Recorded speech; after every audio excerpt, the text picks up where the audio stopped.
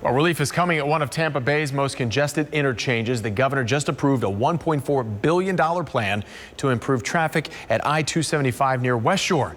ABC Action News reporter Wendy Lane is driving Tampa Bay forward to find out what exactly will change on your commute.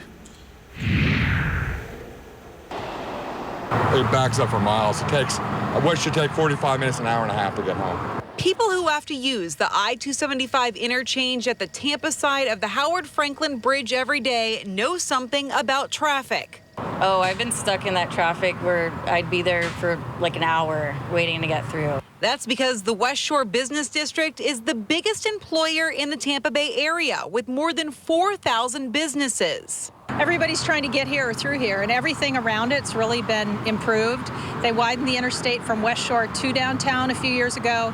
They've widened the Veterans Expressway. They're about to build a wider Howard Franklin Bridge, but they hadn't made any changes to the interchange.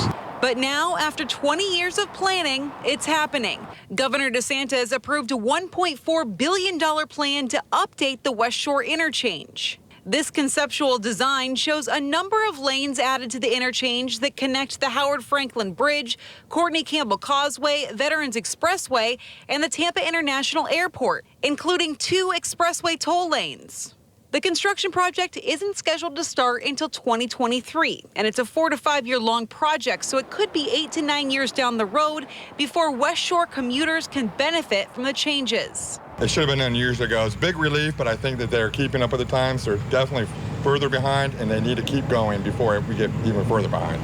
In Tampa, Wendy Lane, ABC Action News.